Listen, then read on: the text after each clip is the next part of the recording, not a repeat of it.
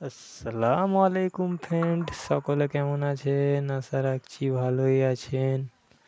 তো চলে এলাম আবার একটা ভিডিও নিয়ে।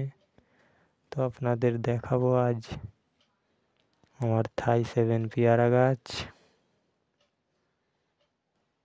তো আপনারা দেখেছিলেন বন্ধুরা কি পরিমাণে ফলন এসেছিল গাছটাতে, আর পেয়ারার সাইজগুলো। তো পেয়ারাগুলো সব পেরে নেওয়ার পর আবার কি পরিমাণে কুঁড়ি এসে গেছে গাছটায়, কি পরিমাণে ফুল ফুটেছে গাছটায়। মানে 12 মাসি গাছ। এক এক চালান পেয়ারা নেওয়ার পর আবার সঙ্গে সঙ্গে পেয়ারা এসে গেছে, গাছ ভর্তি কুঁড়ি ফুল, কিছু কেমন পেয়ারাও ধরে গেছে।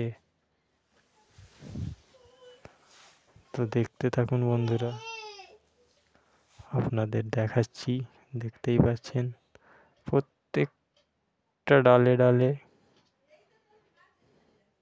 এই পেয়ারা গাছ কিন্তু বন্ধুরা, সকলকে একটা কথা বলে দিই, একবার পেয়ারা যখন তুলে নেওয়া হয় তারপরে কিন্তু ডালগুলো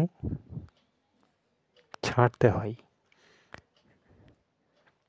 আবার যখন নতুন যে পাতা বের হয়, ডাল বের হয়, সেখান থেকেই কিন্তু পেয়ারা হয়। তো পেয়ারা তুলে নেওয়ার পর ডালগুলো কাটিং করে দিয়েছিলাম, আবার নতুন ডাল বেরিয়েছে। প্রত্যেকটা ডালে ডালে ভালো পরিমাণে আবার পেয়ারা এসে গেছে। তো পুরো পেয়ারা গাছটা দেখানোর চেষ্টা করছি বন্ধুরা, দেখতে থাকুন।